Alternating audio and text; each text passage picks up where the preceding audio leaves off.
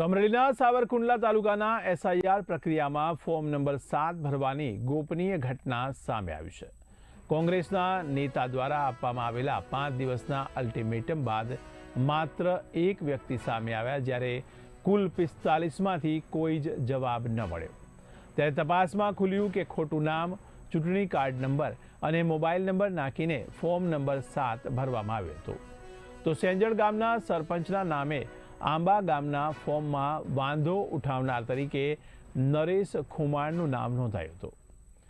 ત્યારે મોકીના કારોબારી નમૂનામાં મોબાઈલ નંબરની જગ્યાએ ધારાસભ્ય મહેશ કસવાળાના કાર્યાલયનો લેન્ડલાઇન નંબર લખવામાં આવ્યો હોવાનું પણ સામે આવ્યું છે। ત્યારે અંદાજે 58 મતદારોના ફોર્મમાં નરેશ ખુમાણના નામનો વાંધો ઉઠાવનાર તરીકે દાખલ થયું છે। તેમણે સોગંદનામું પ્રાંત અધિકારીને રજૂ કર્યું છે અને એસઆઈઆર પ્રક્રિયામાં આ કાર્યવાહી નોંધાઈ છે। ઉલ્લેખનીય છે કે આ મામલે કોંગ્રેસના નેતા દુધાત 2 દિવસ પહેલા જ આવેદન આપી આ ફોર્મની ખોટી ભરવાના વિરુદ્ધમાં વિરોધ દર્શાવી ચૂક્યા છે।